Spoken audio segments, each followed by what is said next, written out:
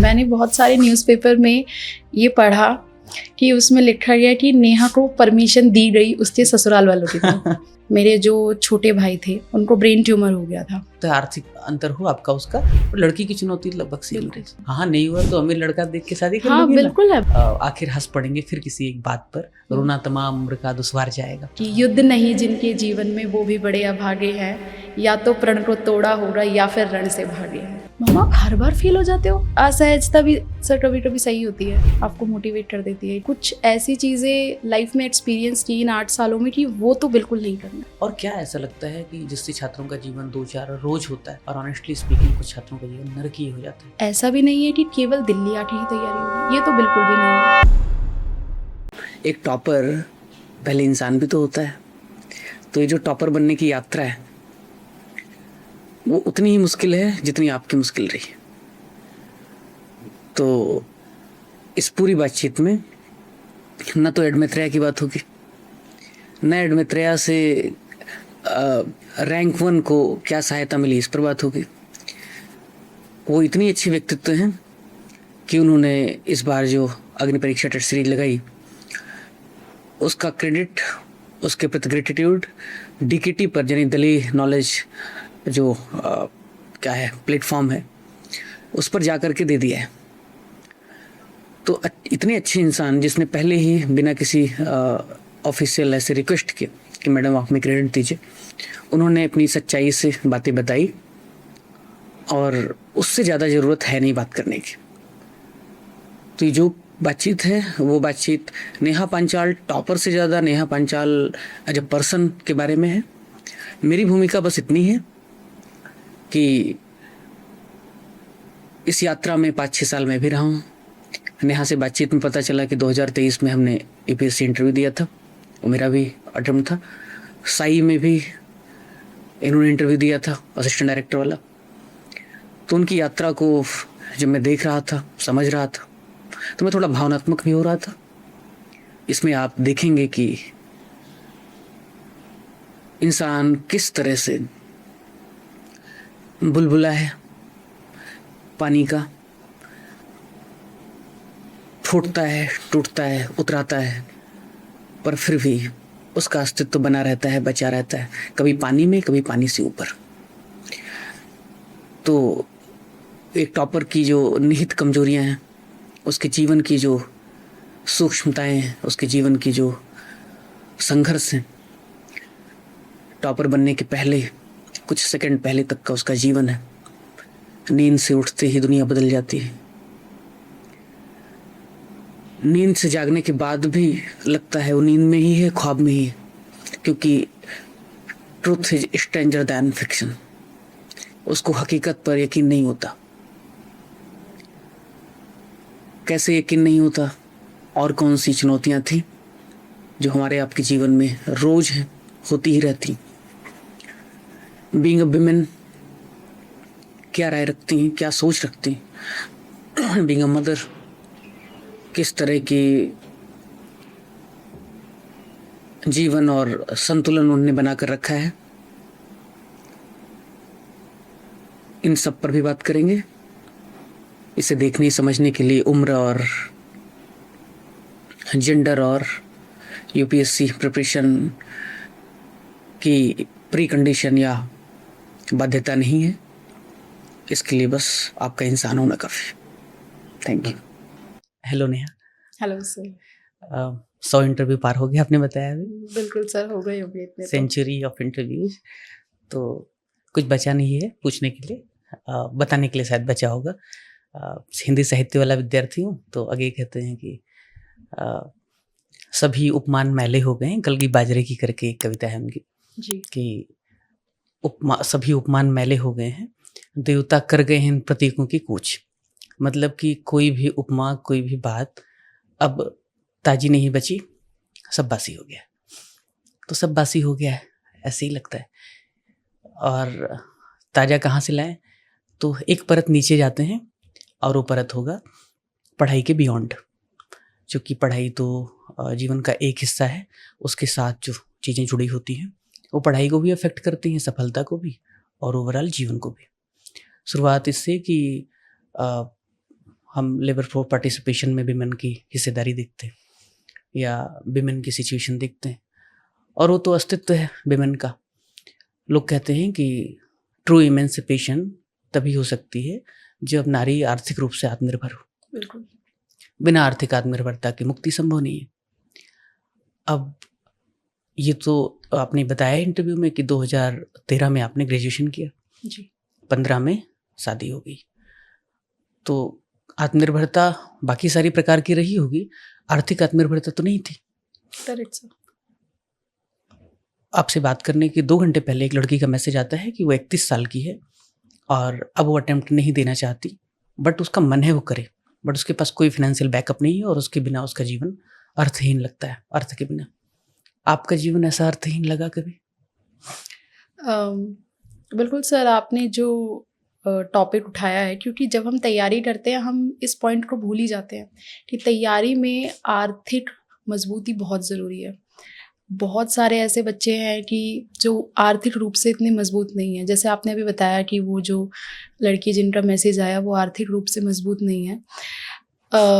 Sir, जहाँ तक मेरी बात है, मेरी जो हस्बैंड है वो आर्थिक रूप से पूर्णतः मजबूत है। उन्होंने मेरी हर तरह से फाइनेंशियल रूप से मदद करी है। मेरे जो मम्मी पापा हैं, हालांकि वहाँ वाली जो फैमिली है वो उतनी आर्थिक रूप से मजबूत नहीं थी, तो मुझे वैसी आर्थिक परिस्थितियाँ मेरे सामने कभी वो इतना बड़ा चैलेंज नहीं थी मेरे लिए। लेकिन सर बहुत सारे बच्चों के साथ होती है जो रूरल एरियाज़ में पढ़ाई कर रहे हैं, उनके लिए दिल्ली आना is very difficult for them.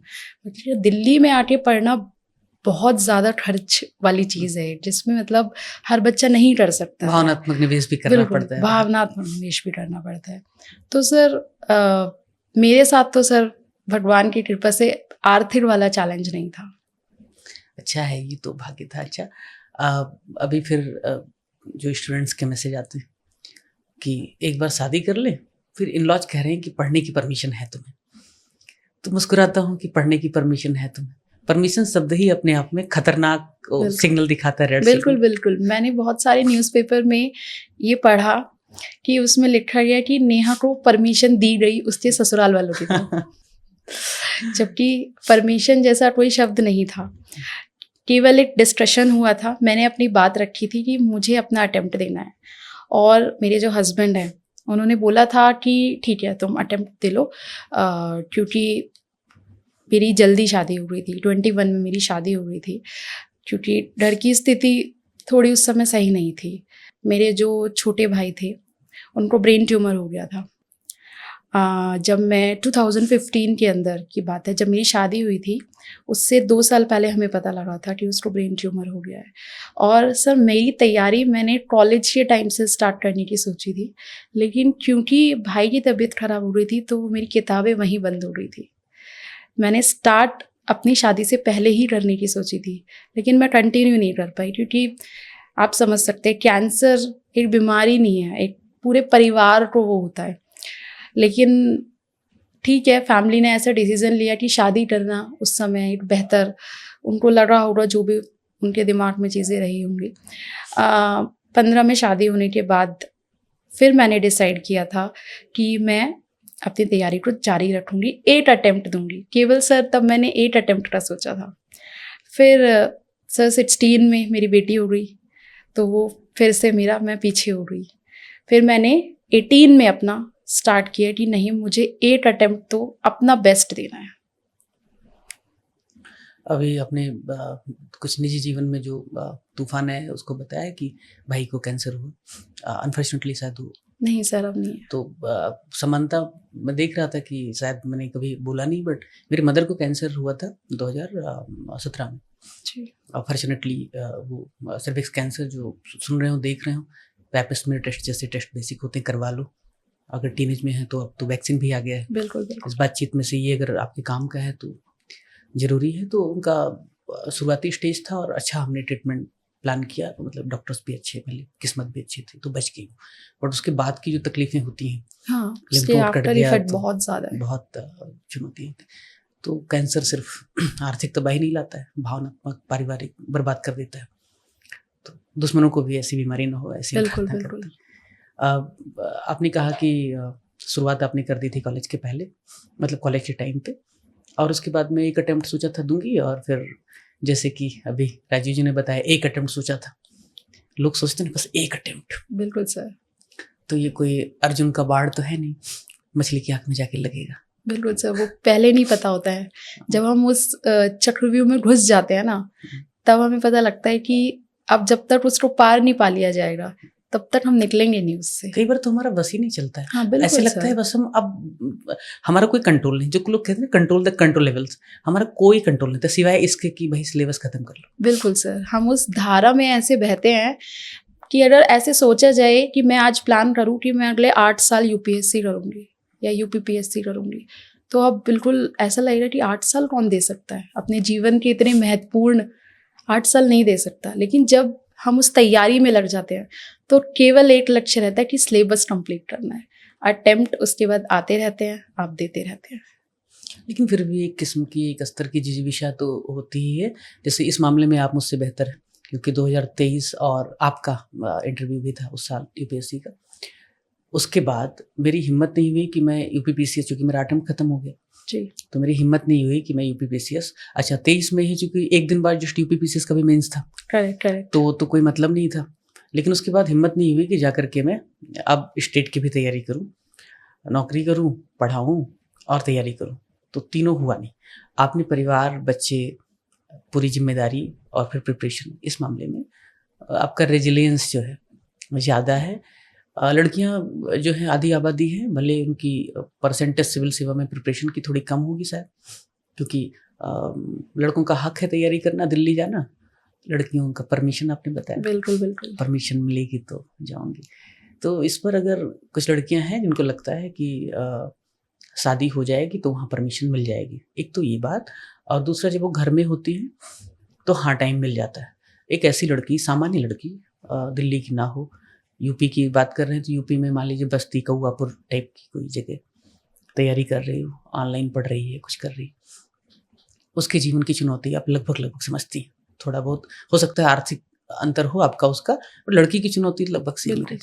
आपके हिसाब से क्या करना चाहिए उसको? एक, और ये पंचवर्षीय योजना जो लोग कहते हैं वो हो ही जाता है, करेक्ट। तो 1 साल में हो जाएगा ऐसी तो कोई बात है नहीं, 5 साल 7 साल लग सकते हैं अगर उसका पैशन है तो ऐसी लड़कियों के लिए अगर आपको 2-3 बात बताना चाहें जिससे उनका जीवन आसान हो जाए, उनकी तैयारी की जो यात्रा है, कम से कम यात्रा आसान हो जाए, मंजिल का तो किसको पता है। बिल्कुल सर। सर मुझे ऐसा लगता है कि लड़कियों के पास ड्यूअल चैलेंजेस हैं। पहला, लड़की होना ही चैलेंज है अपने आप में, कि आप लड़की हो, आपको शिक्षा के स्तर पर शुरुआती तौर से ही लड़ना पड़ेगा कि नहीं, मुझे ग्रेजुएशन जो है बोला जाएगा कि आप घर के पास से कर लो, दूर मत जाओ। जैसे मेरा भी ग्रेजुएशन जो है देख रहा था मैंने इसलिए बिल्कुल घर के पास से, कि घर वालों ने बोला कि नहीं दूर मत जाओ। और शायद मुझे लगता है कि हम ऐसे समाज में रहते हैं कि हमारी मानसिकता भी कहीं ना कहीं ऐसी हो जाती है कि ठीक है पास में ही कर लेते हैं।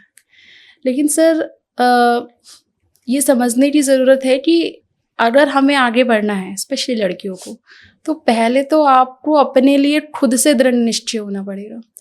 उनको मनाने से पहले आपको खुद को मनाना पड़ेगा कि मुझे करना है। क्योंकि अगर आपका मन डोलेगा कि नहीं करें या ना करें, तो फिर तो आप आधी तो वैसे ही हार हो गई है। तो जब मैंने ये स्टार्ट किया था, मुझे भी बहुत सारे लोगों ने ये बोला था कि अरे शादी के बाद बच्चे संभालो, फैमिली संभालो, मतलब पढ़ाई तो पहले होती है, शादी के बाद पढ़ाई नहीं होती। लेकिन सर मैंने ये निश्चय किया था कि नहीं, मुझे एटलीस्ट एक बार मैं अपना बेस्ट दे दूँ, उसके बाद मंजिल मिले ना मिले वो बात की बात है। क्योंकि जब आप अपना बेस्ट दे देते हैं ना, फिर आपको दुख नहीं होता, पछतावा तो नहीं, फिर पछतावा नहीं होता है आपको, क्योंकि हमें ये पता है कि इससे बेस्ट तो मैं दे ही नहीं सकती थी। अब वो हुआ नहीं हुआ, कुछ चीज़ें समय के, ईश्वर के हाथ में भी है, लेकिन अपना बेस्ट देना बहुत ज़रूरी है सर। मेरा जितनी भी लड़कियां हैं, महिलाएं हैं, यंग जनरेशन है या फिर शादीशुदा हैं, उनसे एक ही मैसेज है कि सबसे पहले तो आप खुद से ये डिसाइड कर लीजिए कि करना ही है, कोई ऑप्शन नहीं है आपके पास। सर मुझे ऐसा लगता है कि हमारे समाज में लड़कों के दिमाग में ये डाल दिया जाता है कि आपको तो करना ही है, यू हैव नो चॉइस, आपके पास चॉइस नहीं है। लेकिन लड़कियों के दिमाग में भाई वो, उसको तो बड़ा बनना है और हाँ, लड़कियों के पास चॉइस दे देते हैं वो कि शादी हो शादी कर लो या जाएगी, तो फिर शादी एक हो साल जाएगी कि पति अच्छा कमाएगा और ठीक है। और लड़कियां भी नेहा हाँ। मुझे कुछ लड़कियां ऐसी सुनती हुई कहती हुई पाई गई हैं, हम्म। हाँ नहीं हुआ तो अमीर लड़का देख के शादी कर हाँ लूंगी ना। बिल्कुल है, होता है बिल्कुल ना, बिल्कुल मतलब होता ड्यू है। रिस्पेक्ट टू ऑल विमेन, बिल्कुल बिल्कुल सर, ऐसा होता है। और उनका सबसे बड़ा कैपिटल उनका स्त्री होना हो जाता है उस हाँ, वक्त। वो उस पे मतलब invest कर एज अ देंगे। टूल की तरह यूज होने लगता है कि ठीक है हमारा तो कुछ ना कुछ हो ही जाएगा। सर वो चीज़ निकालना बहुत ज़रूरी है सर, क्योंकि लड़कों का ठीक है, लड़कों को भी सक्षम होना उतना ही ज़रूरी है। ऐसा नहीं है कि मैं किसी लड़कों या लड़की के ऊपर पक्षपात कर रही नहीं हूँ, पक्षपात की लेकिन बात नहीं है, ये लड़कियों तो के लिए बहुत ट्रुथ ज़रूरी है। अब जैसे राजीव जी हैं, अभी आते ही मुलाकात हुई, इन्होंने वेटर का भी काम किया है। बिल्कुल किया। लड़कियां नहीं कर सकती इस तरह से। हम्म। मान लीजिए इनके पास पैसा नहीं था, इन्होंने कहा भाई 2,500 रुपए मिल रहे हैं एक रात के, कर लेते हैं, क्या प्रॉब्लम। मैंने कहा यार मेरे पास नहीं होता तो मैं भी खुशी खुशी कर लेता। अगर मैं लड़की होती मैं सोचती पापा की परमिशन, मम्मी की परमिशन, फिर सेफ्टी इशू, फिर कैसे कैसे। बिल्कुल समझ रही? तो लड़कियों के लिए उतना आसान है नहीं। आज मैंने सक्सेस पाली, सबको केवल एक दिन दिख रहा है कि आज सक्सेस पाली, लेकिन उसके पीछे का बहुत लंबा स्ट्रगल है। रिलेटिव्स, फैमिली मेम्बर, कभी कभी सेल्फ डाउट, उनको भी मुझ पे डाउट कि अब पता नहीं कर क्या रही है, इतने साल हो रहे हैं बैग उठा के। जब अपनी बेटी लाइब्रेरी को, जाती थी? हाँ मैं लाइब्रेरी जाती थी, और मेरे आस पड़ोस वाले आपस में मैंने कई बार सुना है कि तब से इसका बस्ता ही नहीं उतर रहा है, ये बस्ता ही लेके घूमती रहती है। बीच में मुझे ये भी लगने लगा कि पता नहीं क्या सोचती क्या हूँ, कर रही हूँ, मैं कर क्या रही हूँ। लेकिन वो था कि नहीं, जब तक अटेम्प्ट हैं तब तक तो मुझे अपना बेस्ट देना ही है, बेस्ट देना ही है। और शायद इसीलिए और लग रहा कि मतलब फैमिली का सपोर्ट भी था। 2023 में जब मेरा नहीं हुआ था सिलेक्शन बीएससी में पाया, हाँ, तो बहुत ज़्यादा डिप्रेशन आ गया था, बिकॉज 2 नंबर से फेल होना। बाय द वे ये एडमिट रहा अगले दिन की शुरुआत है। 16 को रिजल्ट आया था, हम दोनों का सेम ही था। हाँ जी। 17 को ये, अच्छा, हमने कहा अब भाई उसी दिन 17 को जब लोगों से, अब 16 को तो पार्टी होनी थी ना, हमने कहा था भाई जीतेंगे तो क्या है वो, है ना, हार जीत में क्या है, पार्टी तो अस्थाई है, कैपिटल जी है। तो 17 तारीख को जुबान से निकला कि आखिर हंस पड़ेंगे, फिर क्या है, आखिर हंस पड़ेंगे फिर किसी एक बात पर, रोना तमाम उम्र का दुश्वार जाएगा। तो वो आ गई ऊर्जा कहाँ से, शायद आज सोचता हूँ आज फेल हुआ तो नहीं कर पाता। बिल्कुल बिल्कुल। तो वही वो एक स्टेप आपने जो कैसे होता है, संभाला, मेरा सवाल है, आपने कैसे संभाला?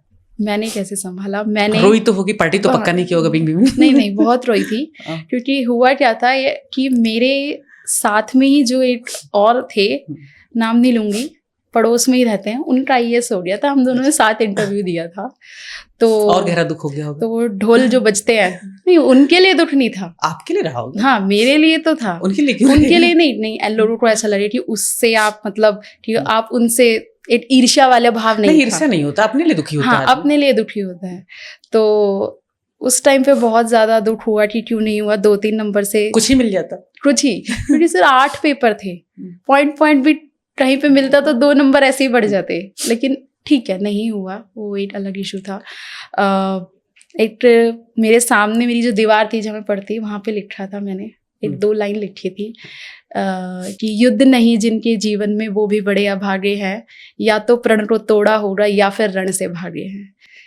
उसको कई बार मैंने पढ़ा और मैंने कहा कि ना तो प्रण तोड़ना है और ना ही रण से भागना है।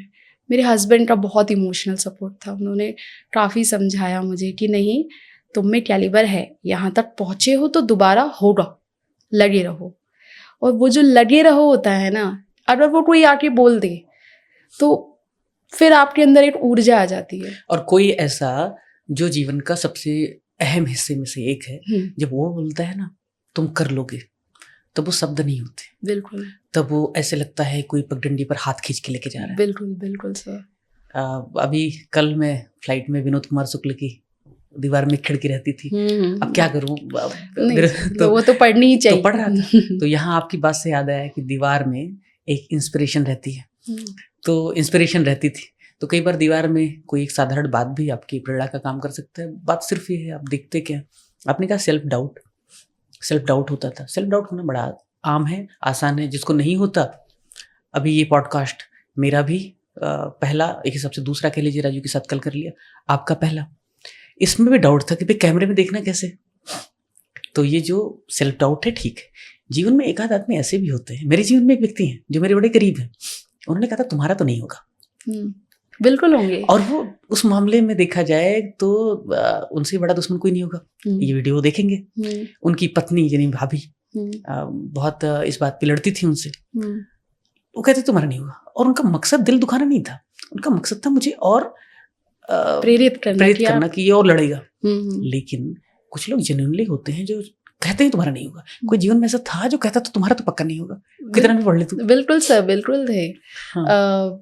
नाम ना लो, डेफिनेटली नाम तो नहीं लूंगी। रिश्ता ही बताओ, कौन था, पड़ोसी था, रिश्तेदार था? एक रिश्तेदार थे और एक टीचर भी थे। टीचर भी ऐसे हो सकते हैं क्या? हाँ, एक टीचर भी थे। तो उन्होंने केवल ये बोला था, मेरा जब मैंने अपनी फर्स्ट आंसर राइटिंग की थी, तो सर फर्स्ट आंसर राइटिंग बहुत ही खराब होती है हर बच्चे की। अगर कोई व्यक्ति ये कह रहा है कि मेरा पहला ही आंसर बहुत अच्छा था, मैं नहीं मान सकती कि किसी का पहला आंसर बहुत अच्छा हो सकता है। तो मुझे बोला गया कि इस बार तो नहीं होगा, मेंस इस बार नहीं होगा। नेहा, ये अभी 24 की बात कर रही हूँ? नहीं, ये मैं यूपीएससी वाले की बात कर रही हूँ कि मेंस नहीं होगा तुम्हारा। तो कभी कभी ये चीजें सर पॉजिटिव वे में काम करती है। ये आपके ऊपर डिपेंड करता है, आप उसको पॉजिटिव वे में ले रहे हैं या नेगेटिव वे में। एक तो होता है कि आप डीमोटिवेट हो जाएंगे, यार होगा ही नहीं। एक होता है कि कैसे नहीं होगा, मतलब ऐसा बोला क्यों, कमी कहाँ है। तो उस पर फिर मैंने काम किया था। वो घंटे बढ़ जाते हैं। हाँ, वो घंटे बढ़ जाते हैं। एक कोई रिश्तेदार भी थे, तो जब मेरा रिजल्ट आया तो उन्होंने मुझे बोला, अरे क्या नेहा, एक एग्जाम क्लियर नहीं हुआ। और ऐसे समय में ऐसा कोई बोल दे ना तो दुश्मन लगता है सर वो, मतलब बिल्कुल ही ऐसा तो बोल दिया कि एग्जाम क्लियर नहीं हुआ। लेकिन मेरा थोड़ा एटीट्यूड ये है कि फिर मैं उसको पॉजिटिव वे में ले जाती हूँ कि हुआ कैसे नहीं। तो अभी तो मेरे लिए वो दोनों व्यक्ति बहुत ही सही है कि उन्होंने मुझे पॉजिटिव वे में उस चीज़ पे आगे बढ़ने के लिए अग्रसर कर दिया कि नहीं अब तो करना है। तो वो एक अच्छी चीज़ है मेरे लिए। तो उसको पॉजिटिव वे में ले, ठीक है। डिफरेंट तरह के लोग मिलते हैं, कभी कभी हो जाता है, उनको लगता है कि आपके अंदर उतना कैलिबर नहीं है, उस समय में हो सकता है ना भी हो। इम्प्रूव करते रहिए, हो जाता है सर अगर इम्प्रूव करते हैं। बहुत सारे लोग हैं जो, जैसे राजीव जी का इसलिए एग्जांपल देता हूँ क्योंकि इन्होंने खुद को कॉर्पोरेट सेक्टर में 3-4 लाख की नौकरी थी छोड़ करके और अंडरग्राउंड हो गए, ये और वाइफ, कि किसी को बताएंगे नहीं। इन्होंने कहा था मुझे भी तभी मिलेंगे जब सिलेक्शन हो जाएगा। किस्मत अच्छी थी, पहली बार में होगी। बट सारे लोग ऐसे लकी नहीं होते। जैसे मेंस, मुझे याद है कि 2 साल पहले मेंस का रिजल्ट आया तो किसी मित्र ने ऑफिस के ग्रुप में डाल दिया कि फलाने को बधाई हो। अब कैसे होते हैं ना, सेंट्रल गवर्नमेंट में होते हैं, सभी यूपीएससी वाले होते हैं, तो उधर वो हाँ ठीक है, थोड़े अच्छे नज़रों से देखना लोग शुरू कर देते। पता चला फाइनल रिजल्ट नहीं हुआ, यूपीसीएस हो या यूपीएससी हो। तो मुझे एक सज्जन मिले ऑफिस के, बोले सुना है आपका फिर से नहीं हुआ। तो मैंने कहा नहीं हुआ। बोले एक सलाह दो। मैंने कहा दीजिए। बोले ऑफिस में मत डाला करो ग्रुप में, जब हो जाए तभी डालते। मैंने कहा भाई मैंने नहीं डाला था, कोई नोन रहा होगा, डाल दिया होगा। तो इस तरह का जो दबाव होता है, पीयर प्रेशर, सोशल प्रेशर, कि ये पता चल ही जाए कि तैयारी कर रहा है व्यक्ति, तो एक अलग किस्म का दबाव आने लगता है। और एक ऐसा व्यक्ति जब वो फेल होता है ना, तो इतना एकाकीपन में चला जाता है, उसका मन करता है कि समाधि ले ले, तभी निकले जैसे फूल मुकुलित होते हैं 12 साल बाद। बिल्कुल बिल्कुल, तभी निकले जब वो सफलता मुकुलित हो। कभी ऐसा हुआ कि दुनिया को एक ही रात, एक ही झटके में दुनिया को सब भूल जाए, मैन इन ब्लैक की तरह, कि मैं प्रिपरेशन नहीं कर रही हूँ, तो मेरी ज़िंदगी थोड़ी आसान हो जाएगी। ऐसा होता है? बिल्कुल सर, ऐसा होता है। कोशिश यही थी शुरू में कि किसी को ना पता चले, लेकिन शादीशुदा थी, बहुत सारी पार्टीज होती थी, कार्यक्रम होते थे, कभी किसी के यहाँ शादी है, कभी किसी के यहाँ। पहले तो मैं जब शादी नहीं हुई थी तो मम्मी पापा चले जाते थे, अब मेरा एक अलग फैमिली थी, मेरा वहाँ प्रेजेंट होना ज़रूरी था। तो मैं नहीं जाती थी सर, क्योंकि आप कितना भी बोले कि नहीं आप सारी चीज़ें मैनेज कर लीजिए, लेकिन ये ऐसी पढ़ाई है कि इसको आपको समय देना पड़ेगा, चाहे कुछ भी हो जाए। हो सकता है किसी दिन आप 2-3 घंटे ही दे रहे हो सकता है किसी दिन आप 12 घंटे दे रहे हो, ऐसा ज़रूरी नहीं है कोई टाइम पीरियड फिक्स है। लेकिन मेरा मैसेज यही है कि शांति से तैयारी कीजिए, ज़्यादा उसका बखान ना करें, तैयारी को ग्लोरीफाई मत करो। तैयारी टू ग्लोरीफाई ना करें, बिल्कुल ऐसे रहिए कि थोड़े पागल से रहिए कि पढ़ता भी है या नहीं पढ़ता है ये, मतलब ऐसा आप लगना नहीं चाहिए कि ये दिन रात लगा हुआ है, क्योंकि मुझे ऐसा लगता है कि जो फाइनल सक्सेस है ना वो बोलनी चाहिए। हालांकि सर इतनी लंबी प्रिपरेशन हो जाती है, ऐसा कम ही हो पाता है कि रिश्तेदारों को ना पता चले आप आए हैं, आप नहीं मिल रहे हैं, कहाँ पर हैं, कि वो लाइब्रेरी और रही गलती है। से बच्चे कोई परिवार का सदस्य निकल ही जाता है। हाँ बिल्कुल आप कितने बिल्कुल। लोगों को रोकेंगे। और मेरी तो बेटी थी, हाँ, तो उसको तो अब मम्मा लाइब्रेरी हम ऐसे नहीं सिखा सकते ना कि झूठ बोलो, क्योंकि ये उसके दिमाग में फिर ये डालेगा कि अच्छा झूठ बोलना होता है इन कंडीशंस में। तो उसको तो जैसे कि मम्मा तो लाइब्रेरी रही हैं, अच्छा हाँ। क्यों रही है, कि वो पढ़ नहीं रही है, क्या पढ़ रही है। अब तो वो बहुत सारी दिक्कतें होती थी, लेकिन सर शांति से पढ़ते रहिए, जितना छुपाया जा सके, मेरा तो सर यही मानना ज़्यादा है। अच्छा रहता है, दबाव कम आता है। दबाव कम आता है। और दबाव आता है तो मेंटल हेल्थ पे असर पड़ता है। मेंटल हेल्थ से मुझे ध्यान आया कि अगर कोई नीम हंस वगैरह लोग सर्वे करते हैं, एक सर्वे इनको यूपीएससी की तैयारी करने वाले, यूपीपीएससी की तैयारी करने वाले स्टूडेंट पे करना चाहिए। वो बिल्कुल। नहीं करेंगे तो हम सोच रहे हैं हम ही 1000 लोगों का मतलब सर्वे इस करें। पॉडकास्ट से अगर किसी के पास ये मैसेज जा रहा है तो please NIMHANS right survey UPSC या यूपीपीसीएस जो भी है, उन पे मानसिक स्वास्थ्य का हाँ, कितना असर ज्यादा औरों की तुलना में। बिल्कुल सर। वो लोग सुसाइड पे सर्वे करते हैं हाँ हाँ कि किस एज ग्रुप में, एनसीआर भी कहता है इस एज ग्रुप में सुसाइड बढ़ जाता है। अच्छा, औरत और पुरुष में भी सुसाइड का आंकड़ा वो बताते हैं। अरे देख लो, मानसिक स्वास्थ्य का बर्डन सबसे ज्यादा किस पे। बिल्कुल। तो हमें लग रहा है हम लोग बहुत डार्क और रेड जोन में होंगे। हाँ मतलब थोड़े पत्थर टाइप हो जाते हैं हम लोग, कि मतलब फिर एक समय ऐसा आ जाता है ना कि बहुत ज्यादा खुशी का भी कोई फर्क नहीं पड़ रहा और बहुत ज्यादा गम का भी कोई फर्क नहीं पड़ रहा। एक ऐसी स्थिति में आ जाते हैं हम इतनी तैयारी के बाद। मतलब बुद्ध ने वो जंगल में रहने की तुलना में यूपीएससी कर लिया होता तो इस तरह के पहले ही हो गए होते। बिल्कुल हाँ? बिल्कुल बिल्कुल सर।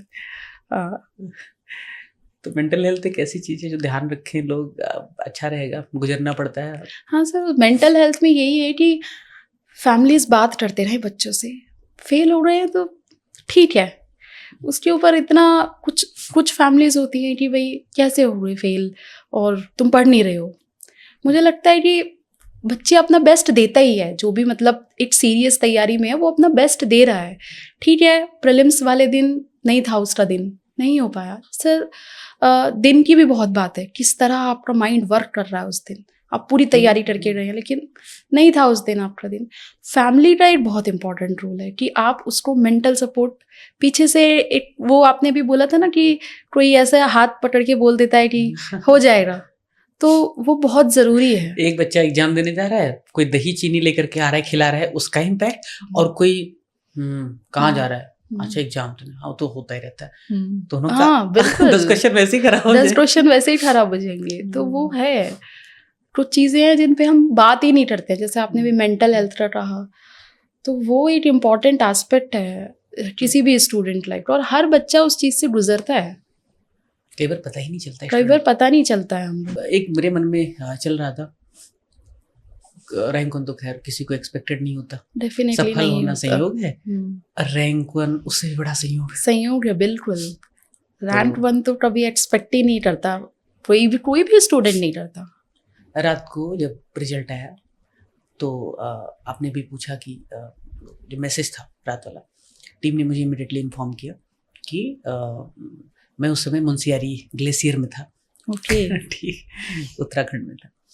तो इन्फॉर्म किया, कॉल पे कॉल बज रही, तो मैं तो कोई एग्जाम दे के रखा नहीं, तो मेरा भी रिजल्ट कौन सा, तो लग गया गलती से फोन, बोला ये स्टूडेंट अपने उसमें है। मैं तो आपके उस 25 दिन वाले मैसेज का इंतजार कर रही थी अग्नि परीक्षा कि में, हाँ। सर का अगर मैसेज आ जाएगा ना कि आज रिजल्ट आने वाला है, तो फिर कंफर्मेशन हो जाएगा कि आज आने वाला है, पर आपका तरफ से कोई मैसेज नहीं था। आज तक कभी कट ऑफ पे वीडियो नहीं बनाया, रिजल्ट पे वीडियो नहीं बनाया, नोटिफिकेशन पे नहीं बनाया, क्योंकि वो मेरा काम नहीं ना, वो टीचर हूँ। ये सवाल दूसरी वजह से था, इस वजह से था कि जब रिजल्ट आया और आपका रैंक वन था, तो उस समय तो मुझे लग रहा है कि आपको भी थोड़े समय के लिए 2-4 बार देखा होगा। अगर आप मेरी जगह होती और रैंक वन आपके सामने होती, आप क्या सवाल करती, आप क्या बातचीत करती? क्योंकि मेरे पास ना तो कोई सवालों की लिस्ट है, ना मैं लेके आया, बस मुझे 2 मुद्दे थे। एक तो ये है कि मैंने नॉवेल बड़ी पढ़ी हैं, और वो नॉवेल भारतीय समाज के, जो कि हिंदी साहित्य काफ़ी पढ़ा है, तो भारतीय समाज में जो स्त्रियों की स्थिति रही है, उसका जो एवोल्यूशन रहा है, वो मेरे थोड़ा सा रुचि का विषय रहा है। जानने समझने का। तो जैसे मेरी माँ है, पहले मैं उनको एक इंसान और एक औरत के रूप में देखता हूँ, उनकी पीड़ा क्या है, उनकी ज़रूरत क्या है, फिर ठीक है माँ है वो एक बात कर ले। लेकिन अगर रैंकॉन आपके सामने होता, आप क्या सवाल उससे पूछते? वही सवाल मैं पूछ लेता हूँ। सर पहले तो मैं थोड़ा सा एक्सप्लेन करूँगी, जिस दिन रिजल्ट आया उसके बाद आपको बताऊँगी। जिस दिन रिजल्ट आया मैं लखनऊ में थी, मैं मेंस दे रही थी। इस बार था मेंस? हाँ, इस बार वाला मेंस दे रही थी। पहले 2 पेपर दे चुकी थी, अगले 2 देने थे, इसलिए मैं सो चुकी थी जब रिजल्ट आया, क्योंकि मुझे नेक्स्ट डे पेपर लिखना था, GS1 GS2। लेकिन कहीं कहीं आइडिया था कि आज रिजल्ट आ जाएगा। तो मेरे जो हस्बैंड थे वो भी साथ में थे, उन्होंने रिजल्ट चेक किया था। जब मैं सो रही थी, तो उन्होंने जैसा उन्होंने मुझे बताया, मैं तो सो रही थी, तो उन्होंने PDF में नाम चेक किया, नेहा पांचाल। अब नेहा पांचाल और भी हो सकती है, कंफर्मेशन उठाने से पहले कि ये कंफर्म हो जाए कि मैं ही हूँ या नहीं, तो उनके पास रोल नंबर नहीं था। तो और उठाने रोल नंबर के लिए उठाना पड़ेगा। रोल नंबर के लिए उठाना पड़ेगा। उठाया तो अगले दिन का पेपर खराब हो जाएगा। तो उन्होंने कहीं से ढूंढ ढांड के मेल पे, कहीं भी व्हाट्सएप पे, उन्होंने बताया मुझे कि 15-20 मिनट पहले मैंने रोल नंबर ढूंढा। फिर मैंने चेक किया, फिर वो बहुत तेज चिल्लाए और मुझे अचानक से एकदम से हड़बड़ाहट की आंख चोर खुली और तो नहीं आ गया कि भाई? चोर आ गया या तबीयत खराब हो गई कि ऐसा क्या हुआ। तो वो बस ये बोल रहे हैं रैंक 1। अब मैं ये सोच रही हूँ कि ये मेरा रिजल्ट क्यों नहीं बता रहे हैं, ये रैंक 1 क्यों बोल रहे हैं, रैंक 1 कौन आ गया? प्रोसेस दिमाग कर नहीं पा रहा, प्रोसेस दिमाग नहीं कर पा रहा कि एकदम से उठता है तो रिजल्ट का सोचा भी नहीं मैंने कि रिजल्ट आ गया होगा। और रैंक 1 तो बिल्कुल एक्सपेक्ट नहीं किया था। बस ये था कि तो चिल्लाई फिर उसके बाद? हाँ, उसके बाद जब तेरा ही है मैं कहा ओ, चिल्लाई नहीं सर, थोड़ा सा स्तब्ध हो रही थी मैं खुशी में थोड़ा स्तब्ध हो जाती हूँ इतने फेलियर्स के बाद। अब वो चिल्लाने वाला जो फेज था ना वो चला गया था। उसके थोड़ा अगर मैं अपना एक छोटा सा किस्सा शेयर करूँ, 2023 मेरा UPSC का लास्ट अटेम्प्ट था, मुझे बड़ा कॉन्फिडेंस था, 939 मार्क्स अच्छे मार्क्स थे। AWS होता था, ऑफकोर्स RS में मिली जाता, डेफिनेटली। तो मुझे पता था हो जाएगा। और लोग उससे पूछते थे, जो दोस्त थे, कि तुम्हारा पेपर तो अच्छा गया ही है और इंटरव्यू मुझे 95 मिला भी, बोर्ड का हाईएस्ट था। तो मैंने कहा भाई मुझे खुशी नहीं होगी, बस संतोष होगा। नेहा, एक समय के बाद जो आपको चाहिए, अगर वो एक उम्र ले जब, तब खुशी संतोष में बदल जाती है। बिल्कुल। और सक्सेस ग्लोरी में। बिल्कुल। तो तुम्हें संतोष और ग्लोरी तो पहले मिले, अब खुशी भी है। बिल्कुल। तो वही मैं आपको बता रही थी कि स्तब्ध हो रही थी कि अच्छा ऐसा हो गया। फिर सबसे पहला फोन किसे किया, ये अगर आप बता सके तो? क्योंकि जब दुख होता है तब बांटने के लिए कोई नहीं होता, कोई नहीं बांटता है, और हम बताते भी नहीं, हमारा दुख कौन खरीदेगा? नहीं, कोई नहीं। लेकिन जो सुख होता है ना, बिल्कुल, अगर उसमें बांटने वाले ना हो तो और दुख होता है।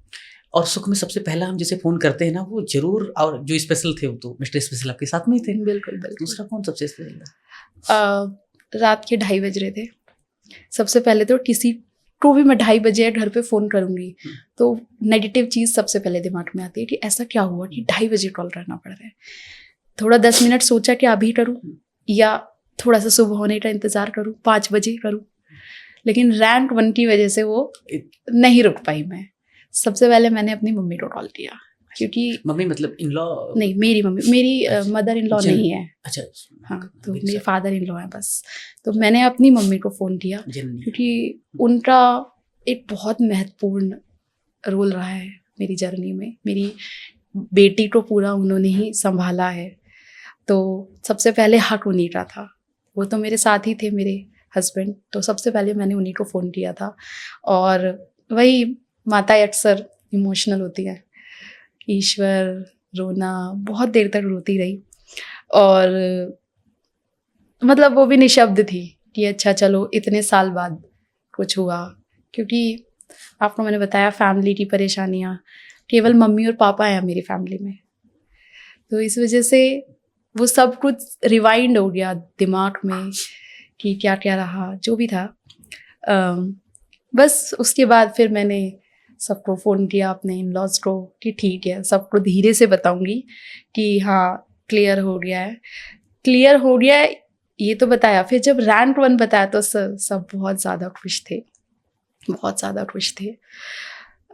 तो ये छोटा सा पार्ट रहा जो शायद ज़िंदगी भर एक मेमोरी में रहेगा कि अच्छा ऐसा भी हुआ था। लोगों को ना सफलता बेचने की बड़ी आदत होती है, और सफलता बहुत बिकती भी है, उसका शेयर बहुत प्रीमियम पे बिकता है, दुख किसी का बिकता नहीं।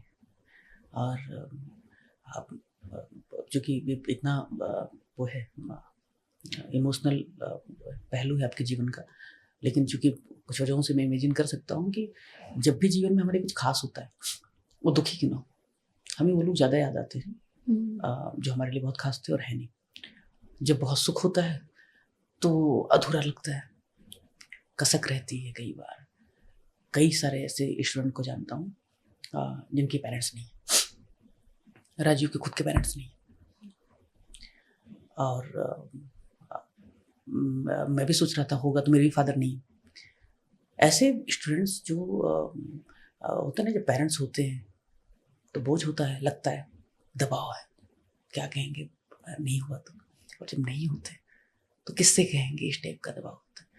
10-15% तो ऐसे स्टूडेंट होते हैं जिनके पेरेंट्स में से कोई ना कोई नहीं होता है। हाँ बिल्कुल, ये कोई ना कोई अपने मेंबर को खो चुका होता है, जी। क्योंकि हम तो सामने मरघट देखते हैं ना, हम बस महसूस नहीं कर पाते, हमें लगता है हम तो बिल्डिंग में हैं। ऐसे स्टूडेंट के लिए और 2 साल से इस प्रोफेशन में फुली हूँ, कम से कम 100 ऐसे स्टूडेंट हैं जिनके पेरेंट्स में से कोई ना कोई एक नहीं है, और उनके उनसे ऑफकोर्स ये सस्ता फीस नहीं लेती है या लगभग उस पर करती। ऐसे स्टूडेंट के लिए क्या कहेंगे, उनके मन में एक अलग किस्म का दबाव चलता है। पेरेंट्स खोना आसान नहीं होता, क्या जब पेरेंट्स से नहीं कोई स्वजन कोई हाँ भी। बिल्कुल, मैं समझ सकती हूँ सर, डेफिनेटली मैं तो उस फेज से गुजरी हूँ। मुझे लगता है कि जब कोई व्यक्ति हमारे सामने होता है हमें उसकी इम्पोर्टेंस नहीं होती, हमें लगता है ये तो साथ में ही है, ये तो जब चाहे तब अवेलेबल हो जाएगा, इतना ज़्यादा उसके साथ समय बिताने की ज़रूरत है क्या। तो अगर आपके कोई भी जो भी आपके करीबी हैं वो आपके साथ नहीं है, उसको अपना मोटिवेशन बना लीजिए, फिर वो आपके काम आएगा। क्योंकि अगर वो होते आपके साथ, उस खुशी के मोमेंट में आपके साथ होते, तो वो सबसे ज़्यादा खुश होते। क्योंकि ये एक ऐसी चीज़ है कि ये ईश्वर के हाथ में है, हम कुछ ज़्यादा कर नहीं सकते हैं। उसको आप अपना मोटिवेशन बना लीजिए कि वो आपकी स्ट्रेंथ बन जाए, आपकी वीकनेस नहीं। जब भी मैं याद करती थी कि नहीं हो पा रहा है, क्योंकि ज़्यादातर अकेले रहते हैं हम कैंडिडेट्स, जितने पढ़ते हैं हमें अकेले रहने की आदत हो जाती है। सुबह उठ रहे हैं तो ये अच्छा, वो होता तो ऐसा होता, वो होता तो ऐसा होता, ठीक है वो नहीं है, लेकिन करना तो तब भी है। शायद वो कहीं देख रहा होगा, बिल्कुल देख रहा होगा कि मेरी सक्सेस का पार्ट तो ज़रूर होगा। अगर आपके पेरेंट्स हैं, उनके क्लोज रहिए, उनसे एक कॉल तो डेली कीजिए। हम आज, मुझे ऐसा लगता है कि हम सोशल मीडिया पे, सर मैं थोड़ा सा बोलना चाहूँगी, इतना ज़्यादा हमारा झुकाव हो गया ना कि जहाँ हमें उसको कंट्रोल करना चाहिए था, उसके विपरीत वो हमें कंट्रोल कर रहा है। हम उससे इतना फैसिनेटेड हैं कि कोई अच्छी फ़ोटो डाल रहा है घूमने की कि यार इसकी तो लाइफ बहुत अच्छी चल रही है, ऐसा है नहीं। हमें ऐसा लग रहा है कि उसकी लाइफ बहुत अच्छी चल रही है क्योंकि उसको दिखावे की आदत हो गई है।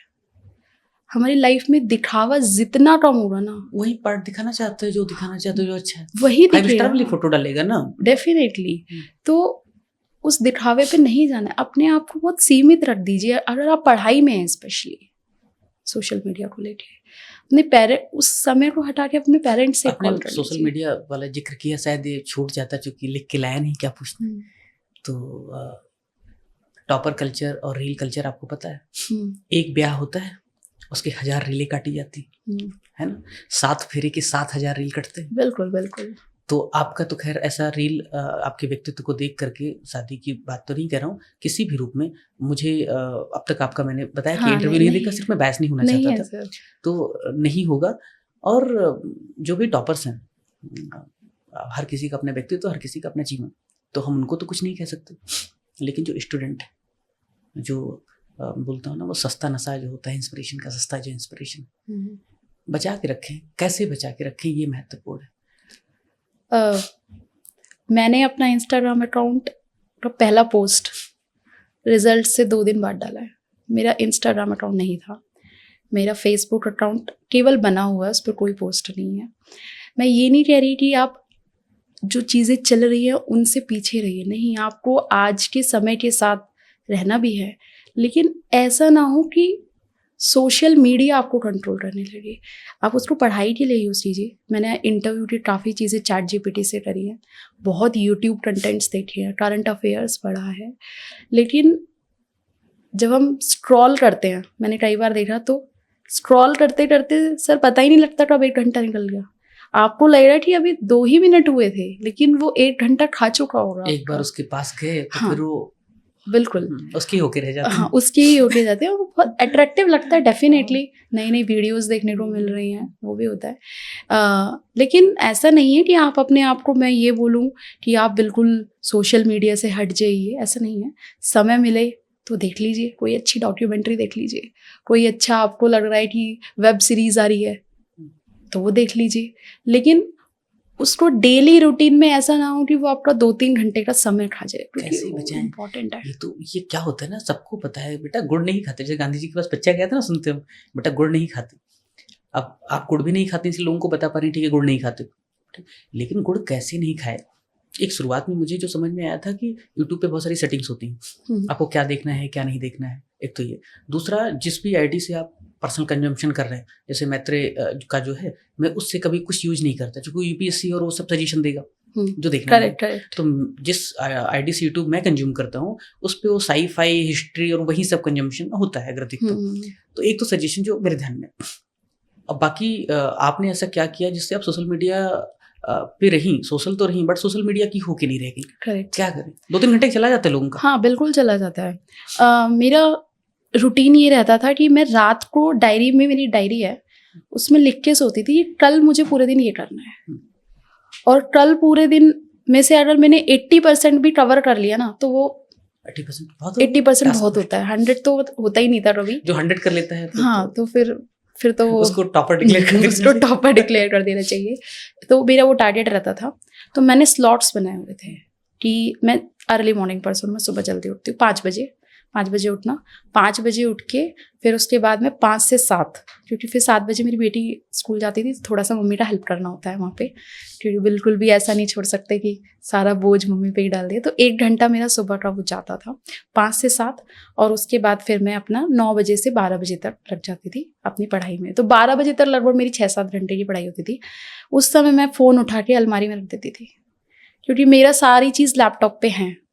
ऐसा नहीं है कि अगर कुछ देखना है तो मैं टेलीग्राम, मैंने उस पर डाउनलोड किया हुआ है, कोई भी फाइल आ रही है, कुछ आ रही है, व्हाट्सएप भी उस पर डाउनलोड है। ये दोनों चीज़ें मैंने यूज़ करी हैं, व्हाट्सएप और ये। उसके बाद फ़ोन निकाला, देखा 10 मिनट का कुछ देखा कि कुछ अच्छा, जैसे न्यूज़ चल रहा है, ईरान रशिया कोई भी वॉर चल रहा है, कोई न्यूज़ चैनल देखा कि भाई क्या चल रहा है, वो देखा। और उसके बाद फिर गैप होता था 2-2.5 घंटे का लगभग, खाना पीना ये सब होता था। फिर उसके बाद फिर अगली सेटिंग। तो जितनी भी सेटिंग होती थी, मैं अपना फ़ोन, कोशिश मेरी ये रहती थी कि डिस्ट्रैक्शन ना हो, क्योंकि मेरे पास रिलेटिव्स के भी फ़ोन आ जाते हैं, ये वो भी होता है थोड़ा सा कि बात करनी है या कुछ करनी है। और दूसरा, इंस्टाग्राम, मैंने आपको बताया कि इंस्टाग्राम और फेसबुक पे मैं नहीं एक्टिव थी, क्योंकि वहाँ पर एक्टिव होने का मेरा कोई वो भी नहीं बनता है कि पढ़ाई से रिलेटेड कुछ था नहीं वहाँ पे, क्योंकि सर मैरिड लाइफ होने की वजह से मेरे पास ऑलरेडी बहुत सारे डिस्ट्रैक्शंस थे। तो उस समय को मुझे ऐसे करना पड़ता था कि अगर थोड़ा समय मिला तो बेटी को पढ़ा दूँ। कई बार उसने बोला कि मम्मा आप खुद ही पढ़ते रहते हो, आप मुझे तो कभी पढ़ाते नहीं हो। बड़ा जलन होता है तो बहुत ज्यादा। एक बार उसने बोला कि स्वभाव 2 साल के बच्चे में भी होता है। हाँ, डेफिनेटली। उसने बोला कि मम्मा आप हर बार फेल हो जाते हो, और मुझे आप एक बार में टेस्ट में कम नंबर लाती हूँ तो आप इतना डांटते हो, और आप तो हर बार फेल हो रहे हो। मैं आपके पेरेंट पीटीएम में जाऊंगी। तो मैंने बोला कि बात तो सही है बेटा, अब मैं कैसे समझाऊं कि मेरे फेल होने में और आपके फेल होने में अंतर है। तो वो सब होता था। तो सोशल मीडिया पे, जैसा आपने पूछा, सेल्फ कंट्रोल लाना पड़ेगा। आप अपना फोन रख दीजिए, उसी को सिस्टम से दूर होना पड़ेगा। सिस्टम फोन से अगर रहेगा, हाँ, काजल की कोठरी टाइप की भैया दाग लग जाएंगे। हाँ बिल्कुल, क्योंकि वो अट्रैक्ट करता है। वी आर ह्यूमंस, हम ह्यूमन है, वो नेचुरल है। अगर कुछ अच्छा दिखेगा हम देखेंगे उसको। समय बांध लीजिए कि और कुछ लोगों के सिर्फ यूट्यूब और इंस्टा ही नहीं होता है। आज के जमाने के कुछ, चलो मैं बूढ़ा हो गया इस मामले में खुद को, लेकिन आज के जमाने के जो लोग हैं तो उनके जीवन में और भी प्रकार की मानवीय समस्याएं होती ही होती हैं, तो एक बार देख लें कि क्या आया है। तो ऐसी स्थिति में भी ये ज़्यादा यूज हो जाता है। तो उनके लिए यही है कि भाई ये सब पार्ट एंड पार्सल है।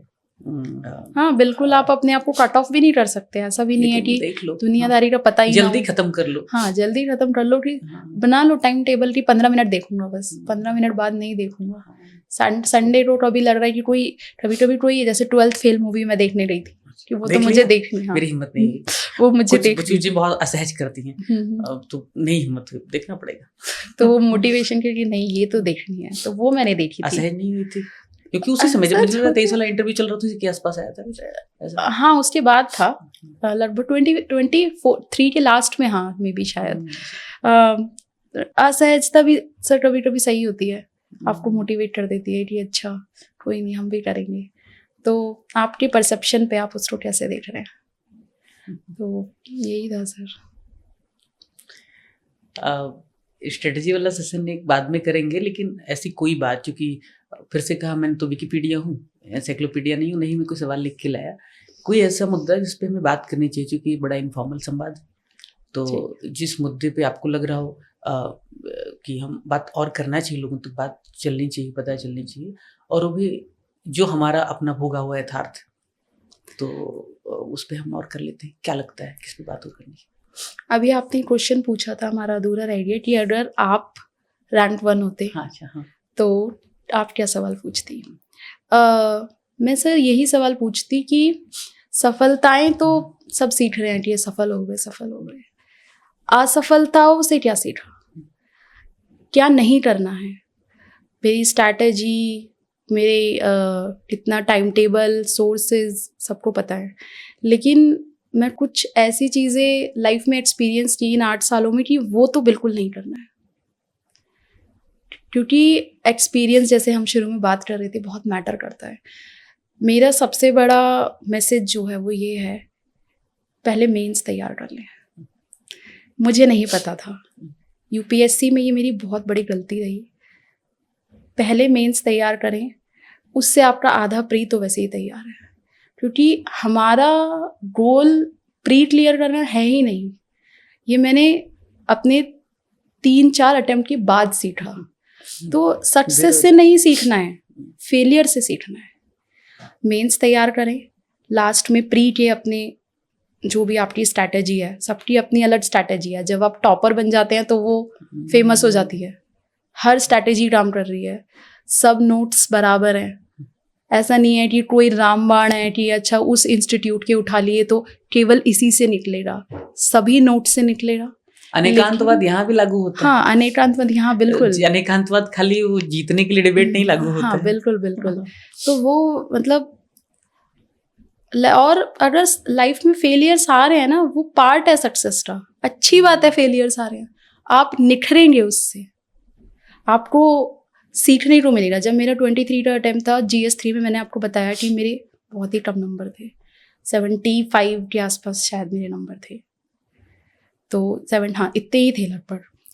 तो GS3 पे फिर मुझे बहुत काम करना था, और इस बार मैंने GS3 के लिए जो डाटा, फिगर्स, इकोनॉमिक सर्वे पूरा मतलब डेटा रेड कर दिया था बिल्कुल कि इस बार GS3 में हाईएस्ट आनी चाहिए। तो जब आप तैयारी कर रहे हैं ना, तो केवल टेस्ट लगाना नहीं, उसको एनालाइज भी करना है। हम वो पार्ट मिस कर देते हैं। टेस्ट से एक बात जो अक्सर बोलता हूँ, स्टूडेंट को बोलना पड़ता है, और मुझे कितना वो सीरियसली लेते हैं मुझे पता नहीं, बट बोलता हूँ कि भाई आज के ज़माने में, मैं अपना मेंस दे रहा था तो गोल्डी गुप्ता जो IPS 22 वाले में हुए, उनसे बगल ही थे, तो उनसे पूछा कि भाई टेस्ट तो मैंने ज़्यादा लगाया नहीं, PYQ वगैरह कुछ लिखा है, आप तो IPS हो गए, तो कुछ नेगेटिव पड़ेगा क्या? उनका अच्छा जवाब था, मुझे आज भी वो रिलेवेंट लगता है। आज के ज़माने में हर कोई टेस्ट लगाता है। टेस्ट कैसा है, जो थोड़ा सा फैशन हो गया, थोड़ी लग्जरी हो गया, वो टेस्ट लगा रहा है, ठीक है। और कंपटीशन की वजह से सब बहुत मार्केट में सस्ता भी हो गया, तो 4 सब्सक्राइब कर लेते।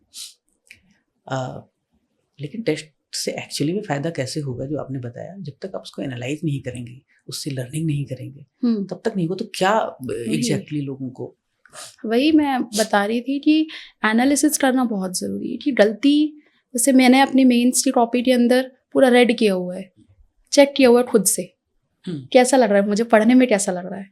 फर्स्ट अटेम्प्ट में नहीं किया था, इस वाले अटेम्प्ट में मैंने किया था कि अच्छा पहले खुद को तो अच्छा लगे अपना सवाल आंसर, तभी तो टीचर को अच्छा लगेगा। और वो हम खैर मैं स्ट्रैटेजी में कोशिश करूंगी बताने की जो भी होगा, लेकिन ये मेरा था। एक तो ये हो गया रैंक वन से ये सवाल पूछती, रैंक वन वाला उधर ही कर लेंगे क्या सवाल पूछते। और जो ओवरऑल मैंने इसको कहा beyond syllabus, beyond preparation, Meta level पे जो जीवन हो सकता है, और क्या ऐसा लगता है कि जिससे छात्रों का जीवन 2-4 रोज होता है, और ऑनेस्टली स्पीकिंग कुछ छात्रों का जीवन नरकीय हो जाता है। और मतलब मैं दिल्ली एक बार मेंस देने आया था 21 में, और जब मेरा दोस्त जहाँ रहता था पटेल नगर में, पटेल नगर गई है कभी? हाँ बिल्कुल रही माजिस की DBA जैसी बिल्डिंग बिल्कुल। मैंने रूम्स जब देखे ना तो मुझे लगा कि कैसे मतलब कितना डिफिकल्ट है लाइफ। और तब नेहा रात को 3-4 बजे लाइब्रेरी से लौटता था, मैं लेट नाइट पर्सन हूँ, तो 3-4 बजे लौटता था, बारिश का मौसम और कमर कमर तक पानी। तभी मैंने अपने दोस्त को कहा था भाई करंट लग गया मर जाऊंगा मैं, यही अपन खलास हो जाएगा। और उसके 2 साल 3 साल बाद जो दुखद घटना घटी, मेरे मुंह से बस यही निकला, ये मैं भी हो सकता था। बिल्कुल, और हो भी सकता है, हो भी सकता है। ऐसी स्थिति में वो इंस्पिरेशन कहाँ से आता है, वो गंदगी, वो समझ में नहीं आता भाई। वो रील कैसे बना लेते हैं बाद में, जब सिलेक्शन हो जाता है तो 5 स्टार वाले रील उनको याद नहीं आता है कि वो, तो थोड़ा जिम्मेदार बर्ताव करें। हाँ वो तो है, सही इन्फॉर्मेशन, थोड़ा जिम्मेदार बर्ताव करना बिल्कुल सर। मुझे भी लगता है कि मतलब कभी कभी ऐसा स्टेटमेंट आ जाता है कि बहुत इजी था, हम तो सोशल लाइफ में भी रहते थे, घूमते भी थे, ये भी करते थे, और जब अपने दिन वो याद करेंगे कि कैसे हमने काटा वो दिन, तो वो कॉन्ट्राडिक्ट करता है। तो क्योंकि जो नए बच्चे आ रहे हैं ना, वो टॉपर्स की बात जो वो बोल रहे हैं उनके लिए बहुत मैटर करता है कि उसने क्या बोला, वो कौन से इंस्टीट्यूट गया, वो किस तरह से पढ़ाई करता है, हर चीज मैटर। हम भी मतलब मैं भी जब टॉपर्स को देखती थी तो जो वो फॉलो कर, क्या है मतलब आप किसको देखेंगे? हाँ, आप पुजारी होते तो हम ईश्वर की बातों को सुनते हैं, हम तो स्टूडेंट है ना, वो रोल मॉडल की तरह काम करते हैं। तो एक सही इन्फॉर्मेशन देना जरूरी है। और मैं यही बोलूँगी कि जब आप तैयारी कर रहे हैं ना, तो आप तैयारी के समय जो आपके अप्स एंड डाउन्स आते हैं वो सबकी लाइफ में आ रहे हैं, ऐसा नहीं है आपकी लाइफ में आ रहे हैं। मैं शादीशुदा हूँ, मेरे चैलेंजेस अलग हैं, मैं जो रूरल एरिया में बैठ के बच्चा पढ़ रहा है उसके अलग चैलेंजेस है। जिस दिन आप तैयारी करने की सोचेंगे ना, उसी दिन बारिश पड़ जाएगी कि आज तो पढ़ाई नहीं होगी, खेतों में भेज देंगे, खेतों में भेज फसल का हाँ, थोड़ा देख। तो वो सबकी, ऐसा मत सोचिए कि आपकी लाइफ के चैलेंजेस है। आपसे बहुत बहुत ऐसे लोग हैं कि वो जैसे तैसे पैसे भी नहीं है और रिसोर्सेज भी नहीं है, रूरल एरिया में रह के तैयारी कर रहे हैं। और ऐसा भी नहीं है कि केवल दिल्ली आके ही तैयारी होगी, ये तो बिल्कुल भी नहीं है।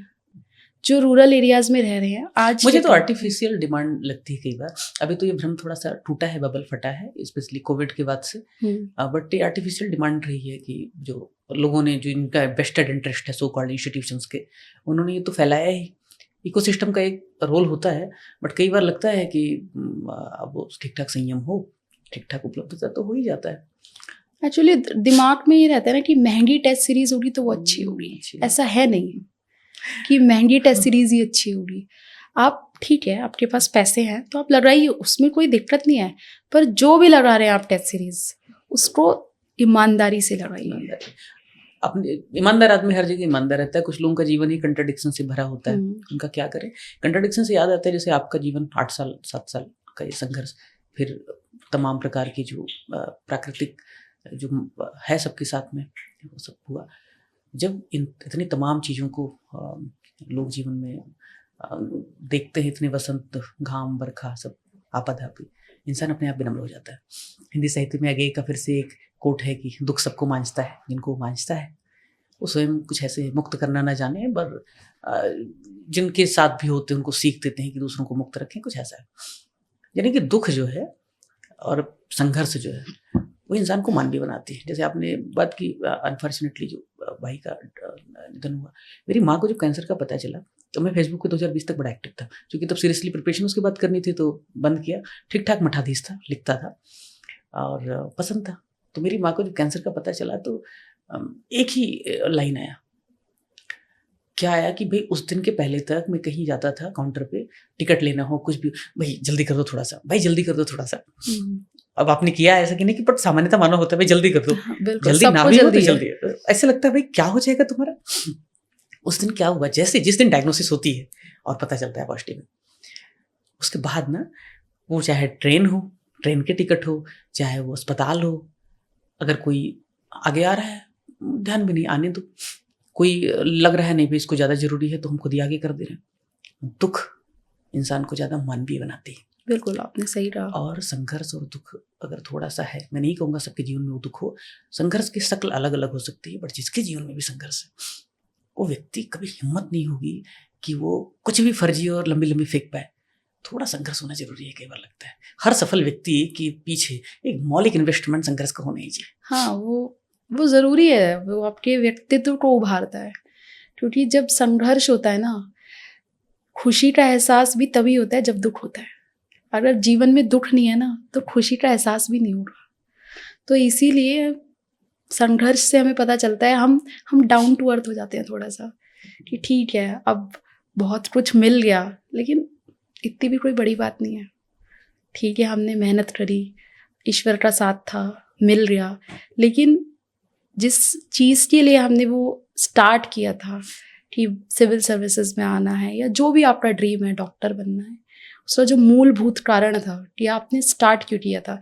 मैं देखती हूँ ज़्यादातर रील्स होते हैं, रील्स के अंदर वो ऐसे सिंड्रोम वाला होता है, वो ऐसे चल रहे हैं और अति मानव लगते हैं। हाँ वो एकदम ईश्वर ने अभी भेजा है, बहुत टेम्पररी है सर, बहुत टेम्पररी है। उससे आप 1 घंटा शायद पढ़ लो कि अच्छा अब तो हमें भी ऐसे ही करना है, लेकिन वो जो इनर मोटिवेशन है वो ही आपको सस्टेन करा सकता है इस जर्नी में। क्योंकि जब भी आप टूटेंगे आप उसको याद करेंगे कि हमने स्टार्ट क्यों किया था। और जिस व्यक्ति पर वो स्टार्ट वाली वो चीज़ नहीं है ना, जैसे हम फुटबॉल खेलते हैं तो हमारे पास गोल पोस्ट होता है, हमें दिखता है कि बॉल वहाँ जानी है। अगर वो गोल पोस्ट दिख ही नहीं रहा और हम बस खेले जा रहे हैं तो वो बॉल पहुँचेगी नहीं ना वहाँ। तो जब तक आपने क्यों स्टार्ट किया था, आपकी मंजिल क्या है वो क्लियर नहीं है, तब तक आप सस्टेन नहीं कर पाएंगे। कितने दिन सस्टेन करेंगे? जो आपने कहा कन्विक्शन,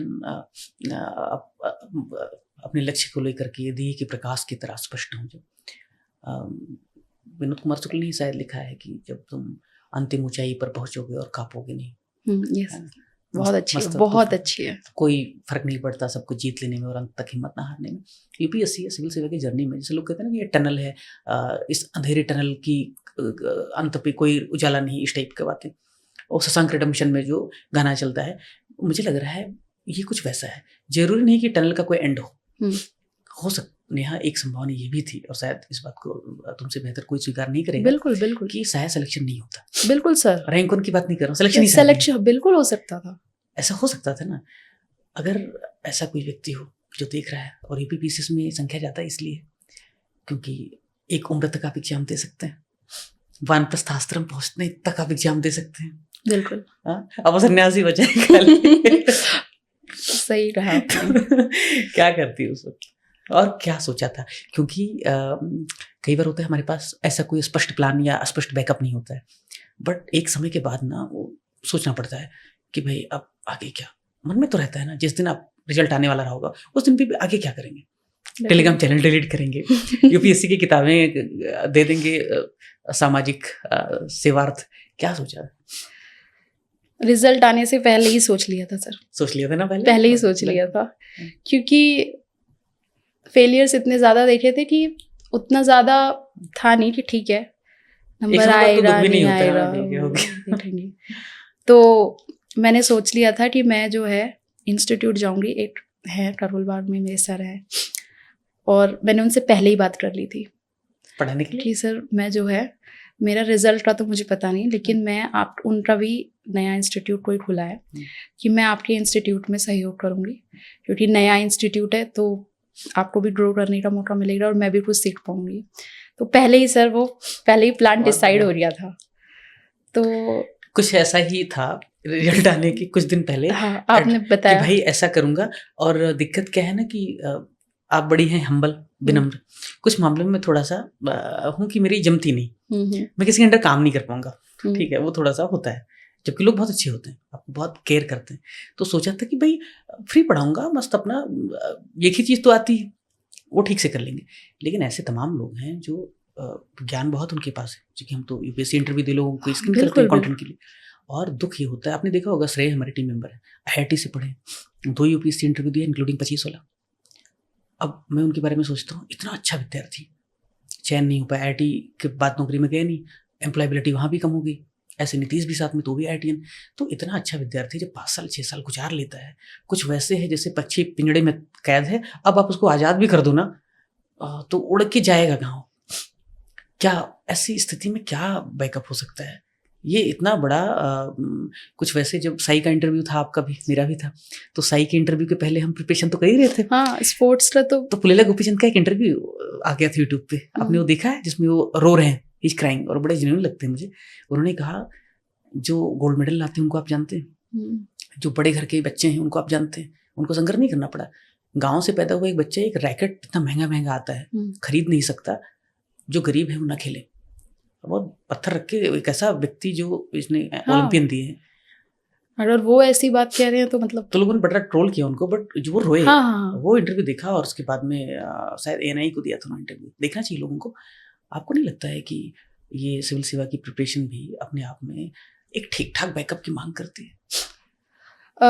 अभी आपने बताया कि आपके जो है आईआईटीएंस, ऐसे जब मैं अपनी तैयारी में थी तो बहुत सारे टीचर्स पढ़ाते थे, और मुझे ये लगता था इनका कैसे नहीं हुआ, ये तो मतलब इतने इंटेलिजेंट हैं और मतलब हमें पढ़ा रहे हैं, और इनका नहीं हुआ तो मेरा कैसे होगा। लेकिन फिर मुझे बाद में ये समझ में आया कि उन्होंने अपनी गलतियों से सीखते सीखते सीखते वो उम्र निकल गई, जो हमें उनकी गलतियों से आज सीखना है ना, उन्होंने वो गलती करते करते सीखा, उन्होंने किसी की गलती से नहीं सीखा, ये गलती हुई है। पहले ज्यादातर बच्चों को ऐसा लगता होगा ना कि ये टीचर तो अब आप हैं सर, मेरा कॉन्फ्लिक्ट ऑफ इंटरेस्ट हो जाएगा, अपने बारे में बात नहीं करूंगा, मुझे ये बताओ। नहीं मतलब मैं एग्जांपल थोड़ा सा मैं डिफर करूंगा कि इसलिए अपने बारे में बात नहीं करूंगा। मुझे पर्सनली ऐसे लगता है कि अब जैसा भी है, प्रयाग में जो हमारे टॉपर्स थे उनका सम्मेलन किया, अब वहाँ पे बोलने की बात आई तो कहा भाई देखो, नैतिकता और ग्रोथ बड़ा कंट्राडिक्टरी हो गया, और ये ऐसा है कि अब ये है ऐसी दुनिया, तो मुझे नहीं पता कि एज एक टीचर के तौर पे मैं कहाँ रहूँगा, सर्वाइव करूँगा, बट मैंने अपना फ्यूचर डिसाइड कर लिया है। बुढ़ापे में मैं किसी पहाड़ी में बच्चों को पढ़ाते हुए अपना बुढ़ापा बिताऊंगा। डजेंट मैटर सिविल सेवा को पढ़ा रहे हैं या फिर कक्षा 5 के बच्चों को पढ़ाएंगे, उसमें दिक्कत नहीं है, कन्विक्शन है। लेकिन ये जो आपने कहा ना कि अपनी गलती से नहीं सीखा, नेहा मुझे लगता है अपनी गलती से भी सीखें तो भी नहीं होता है कई बार। ऐसा नहीं है कि इंसान बिल्कुल ठीक ठाक, अगर उसने उसकी बैकग्राउंड अच्छी है, पढ़ा लिखा है ठीक ठाक, वो सीखता ही सीखता है, कोर्स करेक्शन करता है, दूसरों से भी सीखता है, खुद से भी सीखता है।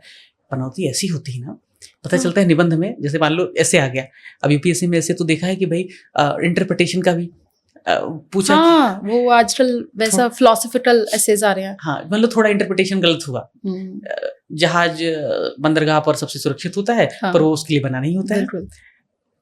लड़कियों के केस में भी वही सोच सकते हैं कि भाई सबसे सुरक्षित तो घर में है, पर वो उसके लिए बने नहीं है, तो नहीं सीखने के बावजूद भी पास नहीं कर पाते हैं।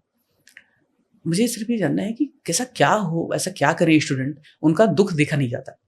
मेरी ताजी यात्रा है ना, वैसे लगता है यार कुछ नहीं कर सके, हेल्पलेस फील होता है। क्या करें, 35 साल उम्र है, 40 साल उम्र है लगभग, उनको लगता है क्या करें।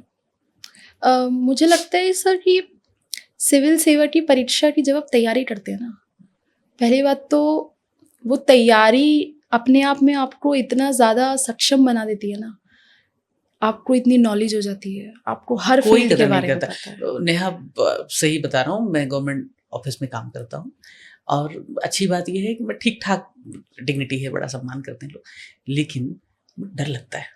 डर ये लगता है कि मान लो कभी किसी बॉस ने कह दिया, हाँ इतने काबिल थे तो हुआ कि नहीं तुम्हारा, वो मतलब वो अर्जुन के गांडियों से भी ज्यादा खतरनाक होगा। ठीक है ना, तो लोग बोलते हैं समाज में, इतने काबिल थे तो हुआ क्यों नहीं। सर लोगों की बातों पे अगर हम जाने लगे तो फिर तो जीना मुश्किल हो जाएगा। चाहते हैं ना, दुख होता है। हाँ, वो दिन भर रोना हो जाता है। बिल्कुल, वो ठीक है, लेकिन मुझे नहीं लगता कि अगर किसी भी व्यक्ति ने सिविल सेवा की तैयारी करी है तो वो किसी भी मायने में कम है। बेशक वो पास हुआ है, बेशक वो नहीं हुआ है, अगर उसने सही तरीके से अपने जीवन के 2 साल 3 साल एक अच्छी तैयारी में दिया ना, वो हर फील्ड में बेहतर करेगा। चाहे उसके बाद आप प्राइवेट में जाएं, चाहे आप कोचिंग में जाएं, चाहे आप टीचर बने, चाहे आप एनजीओ में जाए, क्योंकि हर जगह अच्छे लोगों की कमी है। अच्छा हर जगह अच्छे लोगों में। तो ये आप ये कहना चाह रही हैं कि भाई अगर मान लो यूपीएससी नहीं होता, यूपीपीसीएस नहीं होता, जैसे आपने कहा था कि मैं एक टीचिंग उसमें जाऊंगी और हाँ। आपका इंटरेस्ट था, बाकी बहुत सारे लोग होंगे, आप ट्रांसपोर्ट में चले जाओ, एनजीओ में चले जाओ, अच्छे लोगों की कमी है। तो आप जिस भी फील्ड, आपके पास नॉलेज बेस इतना है कि आप अपने उस नॉलेज बेस को हर जगह यूज कर सकते हैं, आपको हर चीज के बारे में पता है। लेकिन लड़कियों के लिए थोड़ा सा हाँ, scope कम हो लड़कियों जाता के लिए थोड़ा है। वो सा कहाँ एनजीओ में और क्योंकि ट्रांसपोर्ट सेक्टर में जाएगी। उनको जैसे तैसे तो एक मौका ही मिला है, उसके बाद ये बोल दिया जाएगा कि अरे अब दिया तो था आपको मौका, अब आगे तो शादी वाला सीन बहुत ज्यादा रहता है लड़कियों के साथ स्पेशली। और सिविल सर्विसेज में वो टाइम बार हो ही जाता है। हाँ, और सिविल सेवा परीक्षा में तो होते जाता है। तो यही मेरे हिसाब से तो आप जो है जब अपनी तैयारी कर रहे हैं ना, ठीक है ईश्वर के हाथ में कुछ चीजें होती हैं, वो भी एक पहलू है बिल्कुल, जब तक सबसे पहले तो वो स्वीकार करना तो जरूरी तो और है। तकलीफ है। हाँ, लेकिन अपने आप से झूठ ना बोले तैयारी करते समय। अगर आपने अपने आप से झूठ नहीं बोला ना, तो आप किसी ना किसी फील्ड में बहुत अच्छा करेंगे। ऐसे बहुत सारे मेरे साथी हैं जो सिविल सेवा में पास नहीं हुए, लेकिन वो अपने अपने फील्ड में बहुत अच्छा कर रहे हैं, बहुत अच्छे टीचर्स हैं। किसी ने अपना इंस्टीट्यूट खोल लिया, किसी ने जो है वो इंस्टीट्यूट के अंदर बहुत अच्छे टीचर्स हैं, मतलब लाखों बच्चे उनसे जुड़े हैं, ऐसे भी टीचर्स हैं। तो ऐसा ज़रूरी नहीं है कि वो अंतिम चीज़ है आपकी कि सिविल सेवा नहीं हुआ तो अब कुछ नहीं हो रहा। ये समझना बहुत ज़रूरी है कि कभी कभी ऐसा होता है कि हम केवल ऐसे देखते हैं बस सिविल सेवा एक माध्यम है अपने व्यक्तित्व को सुधारने का। कुछ लोग तो ऐसा भी बोलते हैं कि अगर आप कुछ ना करें एक बार तैयारी तो कर ही लीजिए, क्योंकि वो आपको जो मेहनत करने का जो तरीका बताती है ना, क्योंकि एक मेहनत करने का तरीका भी आना चाहिए। अगर आपको वो आ गया तो फिर तो आप किसी भी फील्ड में प्लान भी कितना करना पड़ता है कि अच्छा सिलेबस खत्म करना अपने आप में क्या कम मुश्किल है। हाँ, डेफिनेटली। तो मैं यही बोलूँगी कि पहले तो अपने आप से झूठ ना बोलें। जो तैयारी है कि अच्छा हाँ आज मैं पढ़ लिया, वो आपने किसी और से झूठ नहीं बोला, वो आपने अपने आप से झूठ बोला है। तो उसके ऊपर स्टिक रहिए। अगर अच्छे से तैयारी करेंगे, ठीक है, होता है बहुत अच्छी बात है, नहीं होता है तो जो भी आपका प्लान बी है, there should be a plan B. जैसे मैंने टीचिंग प्लान सी भी रख लो, मान लो भी फेल हो गया तो सी भी रख लो। मतलब ऐसा नहीं है कि आप बिल्कुल ये कि नहीं सिविल सेवा नहीं हुआ जीवन खत्म, क्योंकि आज जो जनरेशन है, मेंटल हेल्थ की हमने बात की थी, कभी कभी इतना प्रेशर हो जाता है कि ये नहीं हुआ तो कुछ नहीं है, दिस इज स्टार्टिंग। और ये थोड़ा अनफेयर है हम लोगों के साथ कि एमबीबीएस मान लो किसी ने तैयारी की 4 साल 5 साल, उसको कोई भी कॉलेज मिला, अंत में तो हो गया ना डॉक्टर। किसी ने एमए किया, ये किया, एम्प्लॉयबिलिटी उसकी होगी। सिविल सेवा जीरो सम गेम है, या तो तुम जीरो पे रहोगे। हाँ, या तुम ये थोड़ा इसमें जीरो से एक की यात्रा नहीं, ये थोड़ा नेगेटिव है इसके अंदर। जैसे कि अब जो इंटरव्यू से होके आए हैं, अब हमारी कोई डिग्री तो है नहीं, हम अपने रिज्यूमे में ये तो लिख नहीं सकते कि हम 2 नंबर से रह गए, कोई डिग्री नहीं है हमारे पास। इंटरव्यू देने के बाद अपमान का भी कारण बन जाता है। हाँ, इसलिए रिजेक्ट कर दिया। हाँ, कि वो है तो लेकिन ठीक है, अगर जैसे मेरा नहीं रहा था, मुझे पता था कि मैंने अच्छे से मेहनत करी है, मैं किसी भी फील्ड में जाऊंगी, अगर किसी इंस्टीट्यूट में पढ़ाऊंगी, एक टीचर के फॉर्म में बच्चों का वो करूंगी, बच्चों को प्रोत्साहन दूंगी। सोचा था कि अपने घर से शुरू करूं, 10 बच्चों से। छोटी सी हमारा घर है नीचे, उसमें दुकान है, वहां से शुरू कर लूंगी 10 बच्चों से, कि 10 बच्चों को पढ़ाऊंगी तो 10 में से 2-4 का सिलेक्शन हो जाए तो क्या पता हो जाए। वो होता है ना सर कि मतलब अपनी मेहनत, अपना बेस्ट देंगे, क्योंकि जो भी एक हार्ड वर्किंग स्टूडेंट होगा ना, वो हमेशा ये सोचता मैं अपना बेस्ट दे दूंगा। और जब आप, मैंने पहले भी बोला, जब आप अपना बेस्ट दे देते हैं ना, फिर उसके बाद फेलियर का उतना दुख नहीं होता रहता है कि ठीक है, थोड़ा कसक होती है, बड़ा इतना क्या। मेरे 2-3 बातें मुझे ध्यान में आ रही हैं। एक तो ये कि अब तो आपका एक शानदार करियर शुरू हुआ, ठीक है, अब इतने संघर्षों के बाद भी अगर इससे बेहतर सिविल सेवक मुझे नहीं लगता है समाज के पास होंगे बहुत सारे अच्छे सिविल सेवक होंगे। मैं मान के चलता हूँ कि एथिक्स की केस स्टडी में अब मैं तो इस टीचिंग फील्ड में शायद कुछ समय और रहूंगा ही, जब तक कि लोग मुझे रिजेक्ट ना कर दें, नहीं बिल्कुल कि मैं तुमसे नहीं पढ़ूंगा। नहीं, टीचर्स की बहुत ज़्यादा ज़रूरत है, बहुत ज़्यादा, सही टीचर्स की स्पेशली। एथिक्स के केस स्टडी में या एग्जाम्पल में नाम डालने का ऐसा आए और वो 4K कैमरे की वजह से ना आए, कोई जेन्युइन बदलाव है, तो एक शानदार करियर के लिए आपको तो शुभकामनाएं। लेकिन आप बताइए कि जो गवर्नेंस है या जो कुछ जिसके लिए हम जा रहे हैं सब कुछ करने के लिए, ऐसी क्या दिक्कतें हैं आपको लगता है? अब आप दूसरे दृष्टिकोण से भी देखती होंगे, अब तो सिस्टम में आएंगे कि जेन्युइनली आप बदलना चाहती हैं, आपके बदलाव के कारक या एक हिसाब से कर्ता का भाव लेकर के अब आप जाएंगी, आप काम करेंगे। एक विमेन, एक टॉपर, हर किसी की नज़र अब आप पे होने वाली है, स्क्रूटनी होंगी, है ना। 6 नंबर का चश्मा लगा के लोग देखेंगे, टॉपर है, जरा भी गलती होगी तो मीडिया को मसाला मिल जाएगा। मैंने देखा है कि बहुत सारे ब्यूरोक्रेट पे कुछ ना कुछ आरोप लगते हैं जो सच होते हैं, कुछ गलत होते हैं, बिल्कुल। लेकिन अगर किसी ने टॉप कर दिया हो, मीडिया उसको तो पहले पेज पे 3 कॉलम का खबर बना के छापती है। नहीं, ऐसा है, थोड़ा ऐसा दबाव है। महसूस हो रहा है भाई, अपने को फूक फूक के कदम रखना है, और ऐसा लग रहा है? दबाव तो डेफिनेटली थोड़ा तो होता ही है जब आप टॉपर होते हैं, तो कि हाँ हर कोई रैंक जानता है 1, आपको। हाँ वो होता ही है। वो मतलब मैं ऐसे नहीं बोलूँगी कि नहीं नहीं मुझे कोई दबाव नहीं है, दबाव तो है। और ये सवाल जब मैं आ रहा था तो क्या पूछूं, किसी मेरी बहुत सीनियर अधिकारी है तो उनसे मैंने फ़ोन किया ऑफिस में कि मैं बात करने जा रहा हूँ अभी रैंक 1 से, कोई सवाल पूछना चाहिए क्या, वो भी अपने जीवन में उन्हें। तो उन्होंने कहा ये पूछना कि भाई अब इसी पद पर बहुत सारे लोगों का चयन हुआ होगा, बट वो रैंक 1 है और रैंक होने की जिम्मेदारी का एहसास अभी ही नहीं है, बिल्कुल। वो एक उम्र चलने वाली है। हाँ सर, वो तो मतलब एक नई जर्नी, अभी तो केवल मंजिल तक पहुंची हूँ। असली जो जर्नी है मुझे लगता है शायद यहाँ से शुरू होगी। मुझे ऐसा लगता है कि जो भी मुझे काम दिया जाएगा, कोशिश ये रहेगी कि उसको पटल पर उतारने की जो मेरी जिम्मेदारी है, हाँ, मैं उसमें कामयाब रहूं। और जो मैंने सोचा है अभी तक वो ये है कि लोगों से जुड़ना बहुत ज़रूरी है सर। बहुत सारी ऐसी स्कीम्स हैं जो लोगों को पता ही नहीं है कि वो उनके लिए हैं, चाहे वो ट्राइबल एरियाज़ के लिए हो, चाहे वो वुमेंस के लिए हो, जो रूरल एरियाज़ हैं उत्तर प्रदेश के अंदर, वहाँ पे उन स्कीम्स का मिसयूज़ हो रहा है। इंक्लूजन एक्सक्लूजन एरर जैसे हम लिखते हैं कि एक्चुअली में जिनको बेनिफिट मिलना चाहिए उन तक वो पहुँच ही नहीं रही है, और जो उस बेनिफिट के हकदार नहीं हैं उन तक वो स्कीम पहुँच रही है।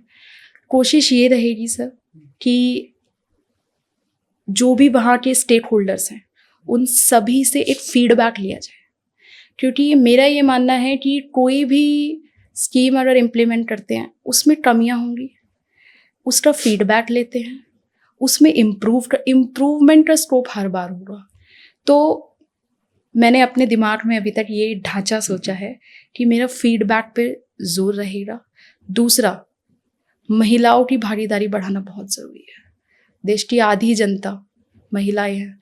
अगर आपको पता चलेगा कि भाई टॉपर है, चश्मा भी लगाती है, गांव वाले तो आधे ही अंग्रेज समझ लेते हैं, चश्मा भी लगाया कोई और थोड़ा सा ठाट बाट में आया, ऊपर से अधिकारी हो, तो वो तो वैसे ही उनको लगता है कि दूसरे गोले का आदमी आया है। कैसे सहजता कैसे लगी। मैं गांव से आता हूँ, बैच चराया प्रॉपर मस्त है ना, तो मैं जानता हूँ कि वो डॉक्टर ने डॉक्टर बोलती है। हाँ हाँ बिल्कुल। तो कैसे, क्या सोचा, कैसे सहज रहेंगी, कैसे बात करें?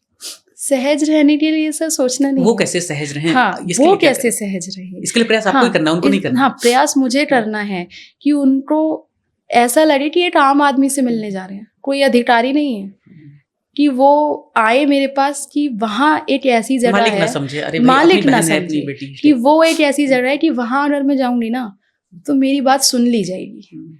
और उसके लिए सर ट्रेनिंग होगी, उसमें सीखूंगी। ट्रेनिंग ठीक है, लेकिन क्या होता है ना, क्योंकि मैं भी एक जिस सिस्टम को देखता हूँ, काम कर रहा हूँ इतने सालों से, अभी कर्मयोगी की ट्रेनिंग हुई, आर्टिफिशियल इंटेलिजेंस पे लेक्चर्स हैं, अब उसके 10 सवाल वैसे हो जाते हैं बिना पढ़े हुए। बिल्कुल। लेकिन ट्रेनिंग एक सेंसिटाइजेशन का काम करती है ना, नहीं हो पाता है। और ट्रेनिंग एक हिस्सा 10% खाली करती। मुझे लगता है ऐसे कि जो आपका संघर्ष है वही शायद आपके लिए बीकन ऑफ लाइट और मार्गदर्शक का काम करेगा। तो मुझे बड़ा पर्सनली मुझे बड़ी उम्मीद है, और इसलिए नहीं कि एक मेत्रेया के किसी जुड़े हुए स्टूडेंट या हमने बात की, आपका भी लाइट कैमरा एक्शन पहला इस टाइप का, बिल्कुल मेरे भी जीवन का, तो साझी लगभग यात्रा रही। 2023 मेरा लास्ट अटेम्प्ट था, बल्कि इसलिए भी कि मुझे लग रहा है कि समाज डिजर्व करता है अच्छे अधिकारियों के लिए। चुनिंदा तो अधिकारी हैं जो बदलाव ला सकते हैं, उनके पास पावर है, उनको ज़्यादा जिम्मेदार होने की ज़रूरत है। एक लास्ट सवाल जो मुझे उसके बाद जो आपके मन में होगा वो कहिए कि एक बहुत थोड़ा सा निजी जीवन को लेकर के पहलू है जो मेरे दिमाग में लड़की जो ऑफिसर हैं, विमेन ऑफिसर, उनको लेकर आता है। हिंदी अखबार पढ़ता नहीं, बट थोड़ा बहुत जो पता चला, कुछ विमेन ऑफिसर्स इससे पहले जो यूपी में आई, उनका विवादों से नाता जोड़ दिया गया। ठीक है, एलो जर्नलिज्म, हाफ ट्रुथ और कुत्ता आदमी को काटता है तो नहीं आदमी कुत्ते को काटे, खबर बना देना जो एक स्वभाव है मीडिया कि निजी जीवन को लेकर के बड़ा स्क्रूटनी करते हैं, खासकर तब जैसे कोई पुरुष है, ऑफिसर टॉप कर गया, उसकी पत्नी का बड़ा रोल है, उसमें उनको कोई मसाला मिलता नहीं। आपके पता है कि 100 से ज़्यादा इंटरव्यू हो चुके हैं। अब ये बात तो सब कुछ जग जाहिर हो चुकी होगी कि आपके जीवन में एक बड़ा समर्थन, सपोर्ट पिलर और सब कुछ पति का रहा। आपका एक मैसेज जो मैं चाहता हूँ ये लोगों तक पहुँचे, अगर 100 लोग भी इसको देखें तो 100 लोगों तक पहुँचे, स्पेशली पत्रकारों को, स्पेशली उन स्टूडेंट को जिनको बड़ा मसाला चाहिए होता है कि भाई एक ऑफिसर बनने के पहले वो इंसान है, उसके निजी जीवन को लेकर के थोड़ा सा ताक-झाक कम करें, उसमें बहुत ज़्यादा मसाला ढूंढने की कोशिश कम करें। इंस्पिरेशन है तो ठीक है, लेकिन जिस तरीके के डिस्प्यूट में नाम नहीं लूँगा, बट जिस तरीके से डिस्प्यूट आपने भी देखे होंगे, एक ही मैसेज में उन तमाम विमेन ऑफिसर्स के बिहाफ में आप क्या कहना चाहेंगे कि भाई उनके जीवन को लेकर किस तरीके से बर्ताव करना चाहिए पत्रकारों को या स्टूडेंट्स को? बिल्कुल, आपने कहा कि हमें पता है जब हम पढ़ते हैं मीडिया पिलर है एक। जब आप किसी व्यक्ति को सोशल मीडिया पे इस तरह से पब्लिसाइज करते हैं, उसकी मेंटल स्थिति जो होती है ना, वो बहुत ही अपने निचले स्तर पर चली जाती है कि हमारे साथ ऐसा क्यों किया, एक गलत इन्फॉर्मेशन क्यों पहुंची। मेरा आई थिंक इसके अंदर यही है कि जो भी आप का व्यक्तित्व है उस सही व्यक्तित्व को जनता तक पहुंचाए। ऐसा ना हो कि आपकी एक गलत लाइन से उस व्यक्ति का जीवन तो खराब आप कर ही रहे हैं, लेकिन जो मैसेज जा रहा है लोगों के बीच में, जो मोटिवेट हो सकते थे, अब उनको लगेगा कि हम तो गलत व्यक्ति के परिवार के भीतर भी एक लोग ट्रस्ट थोड़ा सा, आपने तो ट्रस्ट फैक्टर खत्म कर दिया। उस व्यक्ति ने अपना पूरा जीवन लगाया, संजोया कि मैं लोगों तक पहुंचूंगा, अपनी बात रखूंगा। आपकी एक लाइन ने वो ट्रस्ट ब्रेक कर दिया। और गवर्नेंस के अंदर भी और अपने जीवन के अंदर भी ट्रस्ट बहुत इंपॉर्टेंट रोल प्ले करता है। ट्रस्ट को वापस लाना बहुत डिफिकल्ट है सर। तो इसलिए अभी मैं आपसे सोशल मीडिया के ऊपर बात कर रही थी। सोशल मीडिया का एक रिस्पॉन्सिबल बिहेवियर बहुत ज़्यादा ज़रूरी है। अगर आप किसी के भी पर्सनल जीवन के अंदर इतना ज़्यादा ताका झाकी करेंगे तो होगा क्या कि फिर कोई भी व्यक्ति सोशल मीडिया पे आने से पहले 10 बार सोचेगा, अपनी स्ट्रैटेजी बताने से झिझकेगा। जो लोगों तक सही बात जानी भी चाहिए वो उसको भी छुपाएगा।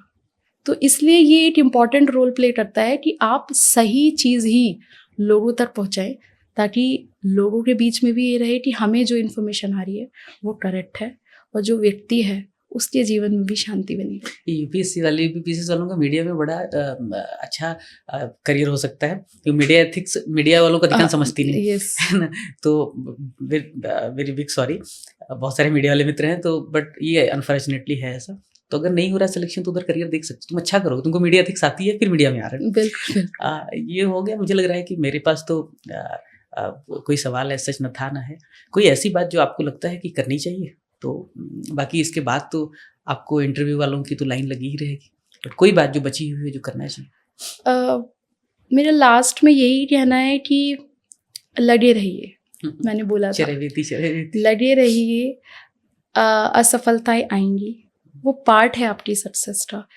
हमें ऐसा कभी कभी डाउट होने लगता है कि मुझसे नहीं हो पाएगा, या फिर अटेम्प्ट फेल हो रहे हैं। अटेम्प्ट पे फेल हो रहे हैं, उससे हमें सीखना है कि हम फेल हो क्यों रहे हैं। ये वाला जो पार्ट है कि हम हो क्यों रहे हैं, हम ये मिस कर जाते हैं। वो एनालिसिस वाला जो अभी हम आपके साथ डिस्कस कर रहे थे सर, कि एनालिसिस नहीं होता है, तो उसके ऊपर फोकस रखिए। और लास्ट मैसेज मेरा महिलाओं से स्पेशली, गर्ल्स हों या फिर शादीशुदा हों, दोनों के लिए ही कोई एज नहीं है कि कब स्टार्ट करना है।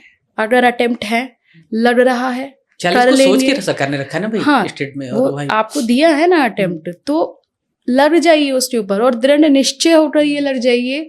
फैमिली वालों को कन्विंस कीजिए, जैसे भी कीजिए कि 8 अटेम्प्ट दे दीजिए। वो 8 अटेम्प्ट आपकी जर्नी को आगे बढ़ा देगा अपने आप।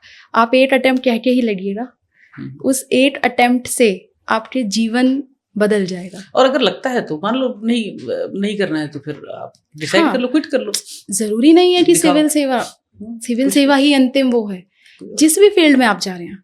लेकिन आप अपने व्यक्तित्व को जानने के लिए एक बार मेहनत कर लीजिए, क्योंकि अभी हमने बोला था संघर्ष, जब तक जीवन में संघर्ष नहीं आएगा ना, आपका व्यक्तित्व निखरेगा नहीं। तो इसलिए सभी को जीवन में एक संघर्ष करना चाहिए। अपनी पढ़ाई के लिए कीजिए, अपने जो भी आपका फ्यूचर है, कोई डॉक्टरी की तैयारी कर रहा है, कोई इंजीनियरिंग की कर रहा है, उसमें आप अपना बेस्ट दीजिए। उसके बाद देखिए कि पास होते हैं या फेल होते हैं, लेकिन अपना बेस्ट दीजिए।